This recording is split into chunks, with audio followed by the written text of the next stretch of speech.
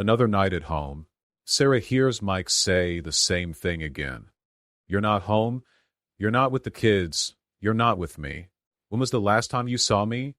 He says it angrily, a little louder than last time, his voice as if it's going through the walls, sitting in every corner of their little house. These arguments become too familiar, like a ritual that she's less and less paying attention to. And now she can't answer. She can't apologize because she doesn't know what it is. She's lost the sense of being in these conversations for a long time.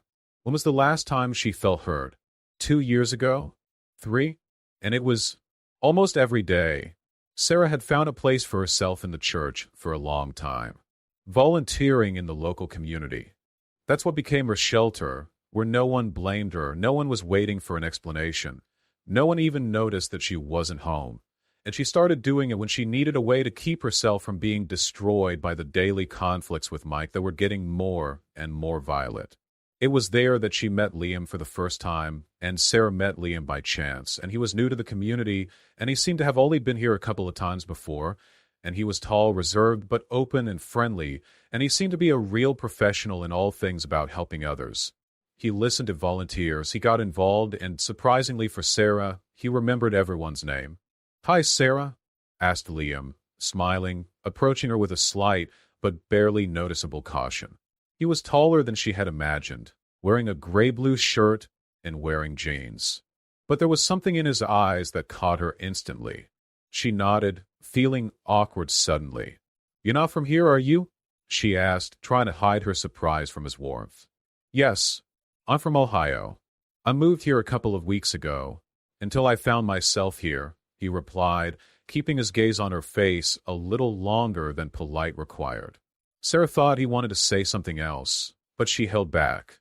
From that evening on, their conversation became a regular part of her church visits. She didn't even have to look for him. These conversations, sometimes unintentional, sometimes deeply personal, became something she didn't find with Mike. One night, when the church was closed and Sarah had to unpack the papers, Liam came into her office. They lingered, as people who are too good with each other would linger, to be convenient or even right. Why not at home? Not with her husband? His question caught her by surprise. Sarah did not immediately find what to answer. She was not ready for such questions, and she was not used to talking out loud about what she really felt. Her cheeks flashed, and instead of giving a serious answer, she allowed herself to smile faintly. But Liam waited for his gaze to stay with her, and she had to uncover something that she usually hid so carefully. "But home is no longer a home. It's a job," she said, feeling the sadness lingering deep inside. Liam nodded silently, as if he understood everything without any explanation. "If I could choose a place where I could feel free, I would also find something like a church." His voice was quiet, as if he was afraid to disturb the fragile peace that had arisen between them. They stood silent for a long time, and when he offered her a walk to a small park nearby, she didn't refuse. She was a little bit embarrassed, but she went with him, not knowing what was driving her, but intuitively sensing that there was something important about it, something that had long since disappeared from her life. He asked her, irritated, why she had been gone so long, and without waiting for an answer, he fell asleep, turning to the wall. Sarah had felt like a stranger in her own house. It was all predictable, uninteresting. She hadn't even tried to explain anything. It was a strange feeling that she had, a feeling that it was these meetings, these conversations with Liam that gave her some new meaning. She was lying awake for a long time, staring at the ceiling, wondering if what she was feeling was right.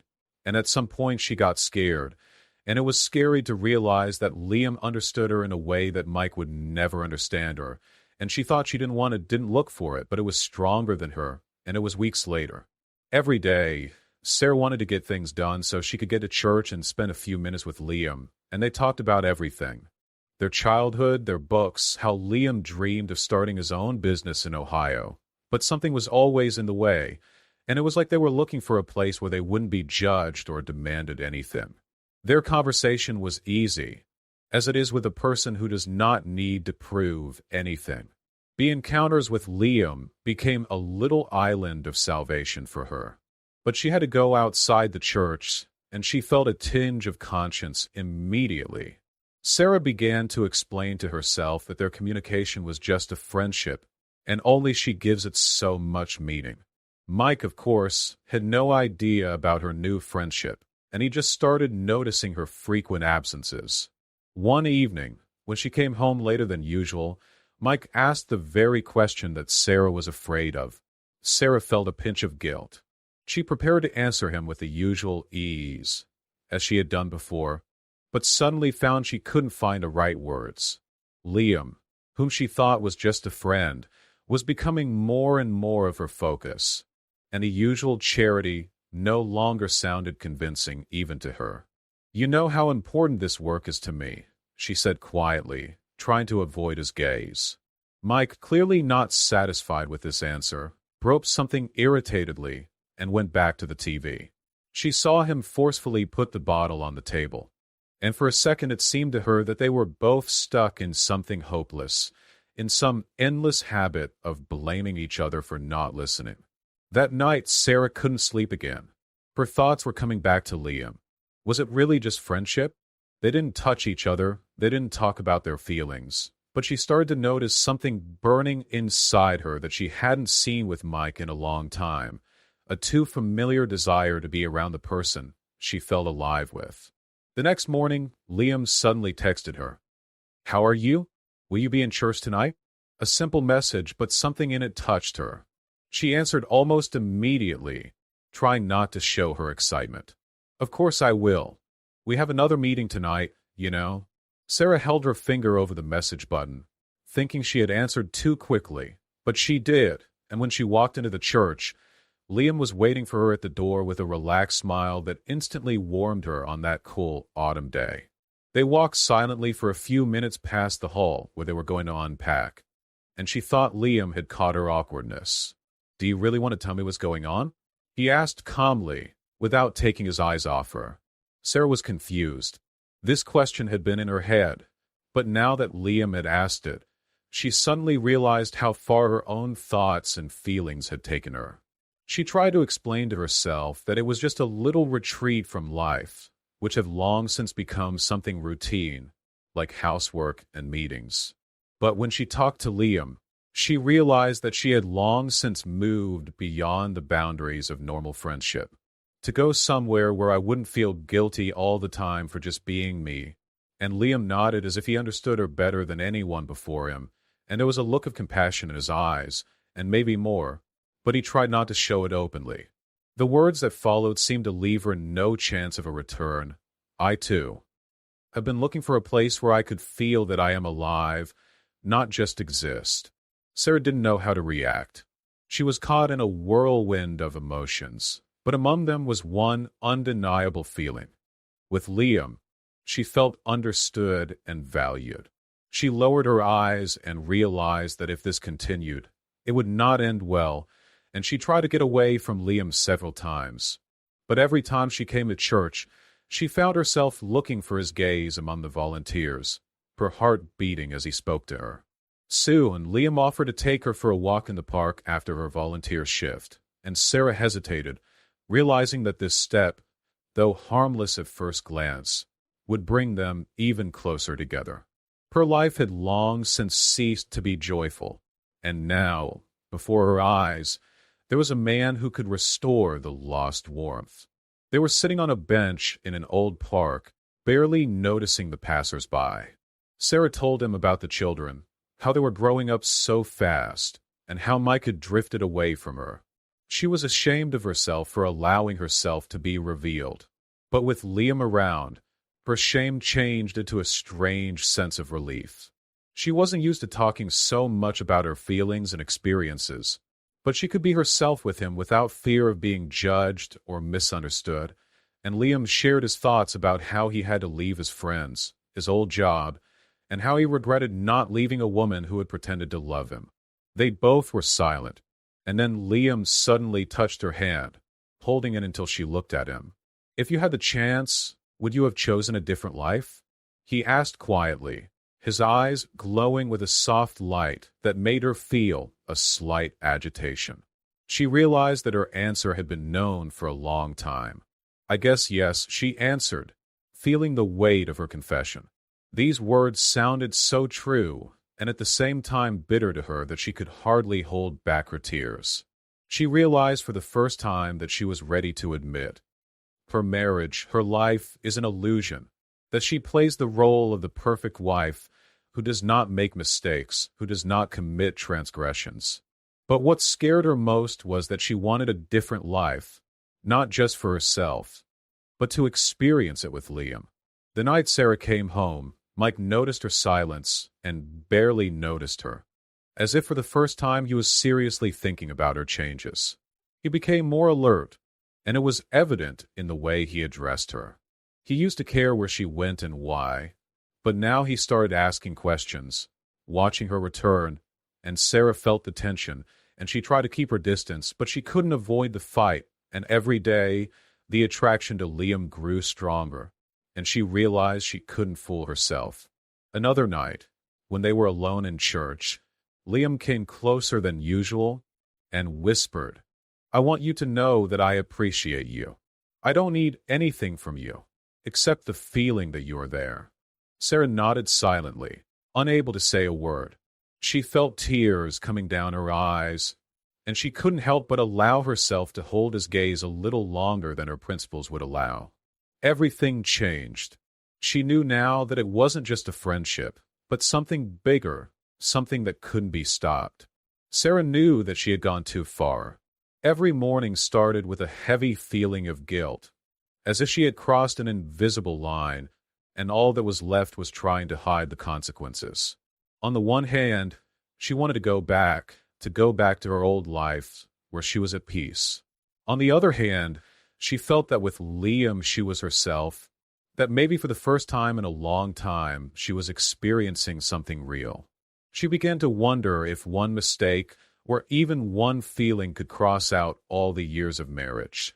One evening, after volunteer shift, when he and Liam were alone again, he spoke gently about what had been troubling him for a long time. "I know you're struggling with yourself, Sarah, but to be honest, I've been meaning to tell you that I can't imagine myself without you."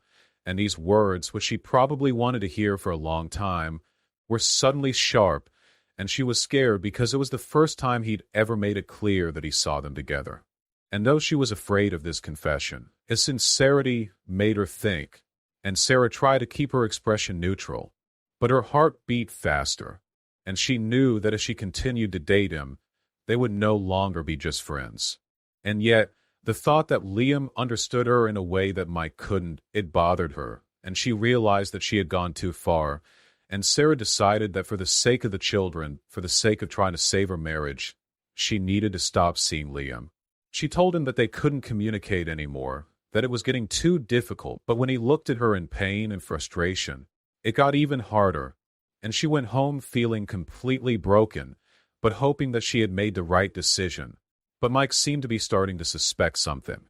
He started asking her more and more about what she was doing at church, and more irritatedly asking why she was spending so much time there. Sometimes it seemed that he was jealous of her, which was completely uncharacteristic of him. "Will you tell me, finally, why you always come home late? Or should I guess everything myself? I don't want to hear about your good deeds anymore, Sarah. If it was just volunteering, you wouldn't have gone out for a few hours every night." She felt fear and anger rising inside her, but she tried to calmly answer, "What's the matter with you, Mike? I'm trying to do something good, helpful for others, and you're making it a problem." But her voice sounded uncertain, and Mike felt it, and he didn't argue. He just smiled and left the room in silence. Sarah was left alone, trying to realize how her life had suddenly turned into a struggle between her desire to remain loyal to her family and her unknown feelings for Liam. With each passing day, Mike became more cold and suspicious, and the house was in a tense silence. Sarah began to wonder, was it all worth it? Will her desperate search for warmth, understanding, and freedom eventually destroy everything she and Mike have built together? But as she tries to distract herself, Her thoughts were turned to Liam, and it makes her feel defenseless to herself. Finally, one night, as they sit in the kitchen with Mike, he can't stand it. "What's the matter?" he asked sharply, his eyes watching her reaction. And she felt the ground move from under her feet, and it was the moment she feared most, but didn't think it would come so quickly. And for a second she wanted to tell the truth, to confess her feelings for Liam, to tell him everything that was in her heart, but instead she found the strength to lie. "I'm just trying to help people. You know that's important to me," she said, trying to keep her tone calm. Mike was silent for a long time. Then he nodded, but there was still a suspicion in his eyes that made her uncomfortable. She knew she couldn't pretend anymore, and she was afraid that one day the truth would come out.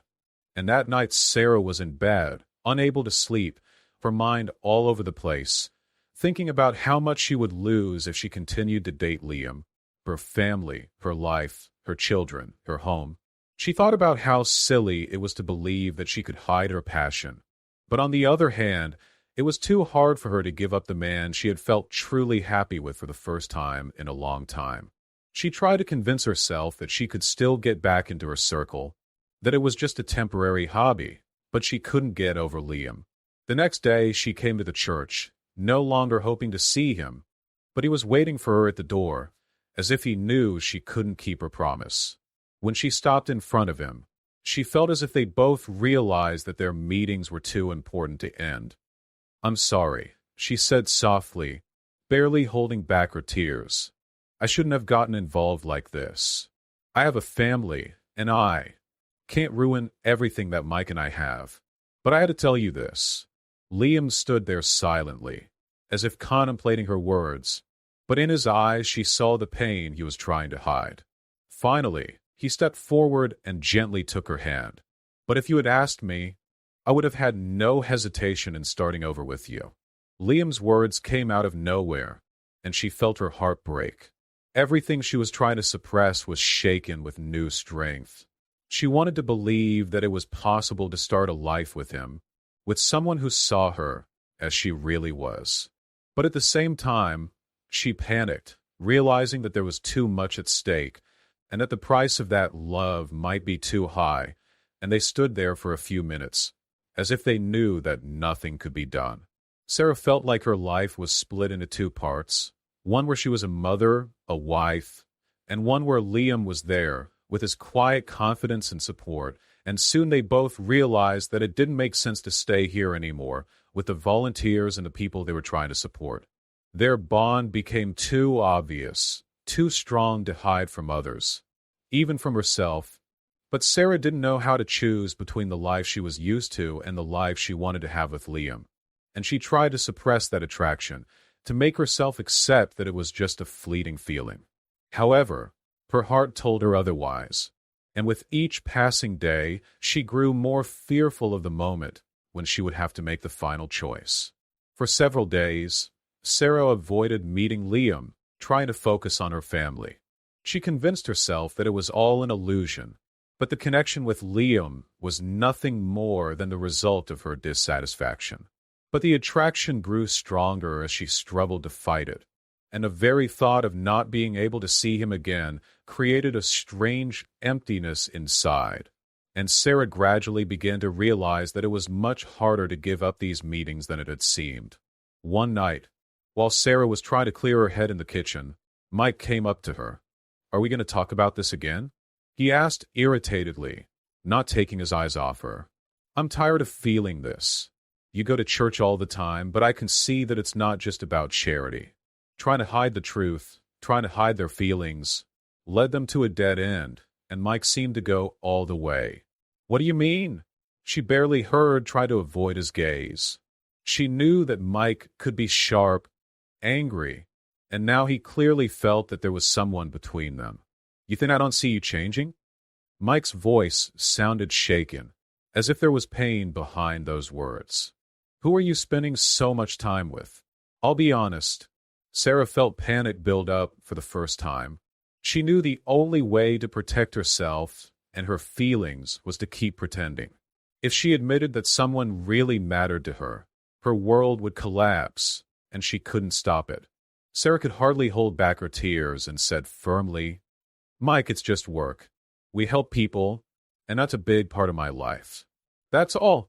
If you understood me, you wouldn't have to ask me these questions.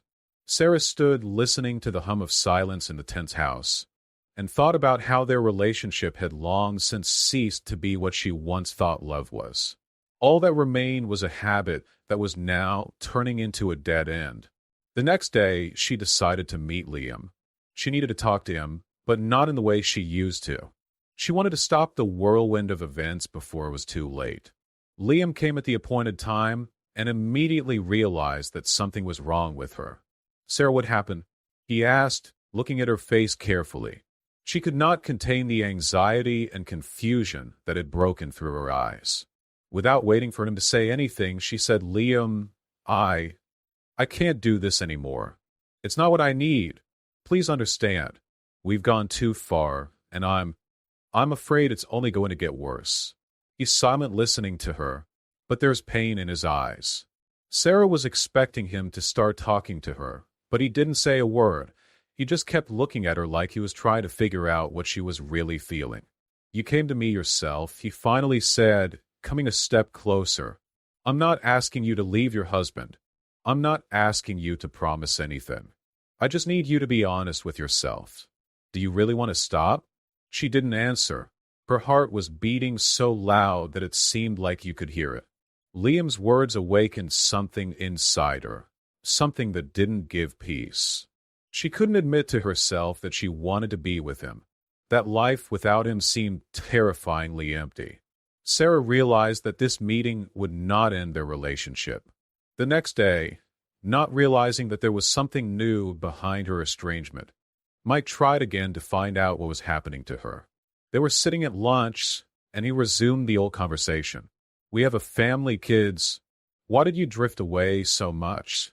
Sarah felt like her usual excuses weren't working anymore. She tried to keep the conversation going, pretend that they were still together, but something inside her was resisting. All she could feel around Mike was pain and guilt. They both knew that something had broken down between them. Mike started to notice her isolation again, her constant desire to leave home, her short answers and lack of interest. He didn't know what to think, but no matter how hard he tried, he couldn't get her back. Sarah was consumed by Liam and the feelings he had awakened in her. They were sitting in the living room in complete silence when he suddenly addressed her. Sarah, I can't pretend that everything is fine anymore. I don't believe your explanations anymore. Are you seeing someone? She knew that if she lied now, it would be the last lie that would destroy everything that had ever existed between them. She lowered her eyes, not knowing how to answer. In her heart, she struggled with feelings for Liam and the fear of losing her family. She felt the images of the children, Mike, their life together, a life that was held in a deception that she had created, come to her mind. Yes, Mike, she finally said, quietly and barely audibly, feeling her resolve crumble. I asked someone. I didn't want you to know, but it's true. Mike closed his eyes, as if he didn't believe what he heard, and then just shook his head. They sat there, silent, not knowing what to say, and her confession was in the air, and Sarah suddenly felt like she had never felt such a void before. She didn't know if she would ever be able to forgive herself for it. When he left, Sarah was alone. She sat for a long time, trying to figure out what had happened, and she felt a cold, deaf emptiness rising inside her. She had destroyed everything that was once dear to her, and now she had no strength, no confidence that her feelings for Liam would justify her decision. A few days passed, and Liam offered to meet and talk. He was willing to help her, promising that if she wanted to, they could start over. But Sarah knew that there was no way forward. She had destroyed her home, betrayed her husband's trust, and this guilt was haunting her now. She could no longer lie to Mike, to Liam, or to herself. She knew that she would have to find a way to rebuild her life, learn to live with the consequences of her choice, and she knew that it had broken them both. But it was the only way she could. Now she had to decide whether she could rebuild her life and her family, or if she had lost him forever. Sarah sat at the kitchen table, trying to get her mind together. Mike had just taken the kids to his parents' house for the weekend, and the house was in a frightening silence. She knew that talking to him was inevitable, and now that she had no reason to run away, she had to face the truth face to face. The night Mike came back, his face was grim, his eyes heavy. She realized that he hadn't forgiven her confession, and that his eyes reflected all the resentment that had accumulated between them over the past months. It was the minute that Sarah had been putting off for so long, but it was impossible to pull on. "Sit down, Mike," she began, trying to keep her tone calm. "We need to talk." He sat across the table. His face was impenetrable. She noticed his hands tightly clenched in fists. She felt the silence get tighter and tighter, and at some point she lost the desire to explain anything, but Sarah forced herself to speak. "I know I made a lot of mistakes. It all went too far, and I wish I hadn't told the truth sooner," she said, looking him straight in the eye. "But I should have told you that in the last few months I felt lost." Mike kept looking at her. His expression didn't change, and she felt like there was a mixture of anger and confusion in his eyes. Sarah bit her lip, feeling the sting of guilt rising inside her that she'd been trying to suppress all these days. "No, I don't want to blame you. I'm just saying that she was lonely and that." She was stuck, unable to find words to justify her actions. He was silent for a long time, as if digesting her words, and then he spoke in a cold, hard tone. "I need to know one thing. Do you love him?" Sarah felt her heart beat harder. She knew that any answer she gave would destroy their remaining trust. She avoided the question, tried to avoid the answer that would mean everything. But looking into his eyes, I knew I couldn't lie anymore. "Yes," she said quietly, almost in a whisper. "But that doesn't mean I don't want to save the family." Mike was silent for a long time, and his eyes became even more empty. He seemed to try to contain his emotions, but his voice broke when he finally said, "Do you really think that everything can be saved after this? Sarah, you ruined everything we had, you know?" She nodded, realizing that all her explanations were meaningless, and all she could say was to make things worse. "I'm not going to be able to do anything about it," he said. "I'm going to be able to do something about it. I'm going to do something about it," he said. "I'm going to do something about it. I'm going to do something about it." She couldn't imagine what would happen if she had to choose between Liam and her family, and she tried to convince herself that it was a temporary hobby that could be forgotten, but she knew that Liam had taken her mind so deeply that it seemed impossible. "It's too hard," she admitted, struggling to find the words. He nodded sharply, his face pale, and his voice became bitter. "So you have someone else, and you don't even know what you want," he muttered, almost with disgust. "Then maybe it's better if you just leave. I'm not going to continue this." Sarah felt a wave of pain and regret growing inside her. Everything that had once connected them collapsed in a matter of minutes. She was terrified by how simple it all happened and how quickly she lost her life, her children, her home. The next day, she met Liam to explain everything. When he arrived, Sarah realized that her words hurt him as much as they hurt Mike. "I lost my family, and I can't just leave with you now, no matter how much I want to.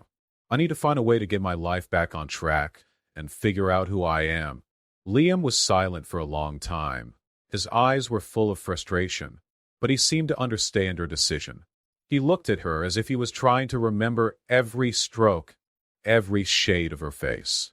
Sarah felt that he, like her, was boiling with pain and emptiness. "If that's really what you need, Sarah, I won't insist," he said bitterly. "But know that I'll always be there if you need someone who truly understands you." Those words pierced her, but she knew she made the right decision. She couldn't afford to be around Liam until she figured out who she was and what she wanted out of life. The next night, she packed up and left the house. Mike, without saying a word, just nodded as she walked out the door, his eyes full of bitterness and disappointment. She knew that she could never rebuild the trust that had been broken, that her mistake had cost her too much, and that she had to start over, to build her life on a new foundation. But the fear and loneliness that now filled her soul were the hardest things she had ever experienced. She left home, knowing that she had left behind her past life, a life that she had been a mother, a wife, and just a woman, and that she had destroyed with her own hands, and she had only to hope that one day she would find a way to come back to herself and build a new life based on truth and sincerity. But now her path lay in the dark, and she didn't know where it would lead her, and she rented a small apartment on the outskirts of town, a temporary shelter where she could be alone and sort herself out, and each day began with a sense of loss and loneliness, as if her life had suddenly split into a before and an after. She was going back and forth, going through it over and over, hoping it would help her find answers. But the answers were slow and taking time that she didn't have, and she was trying to get her kids back together, but it was not easy, and their conversations with Mike became short and formal, and they were passing the kids on each other on a schedule, avoiding unnecessary words.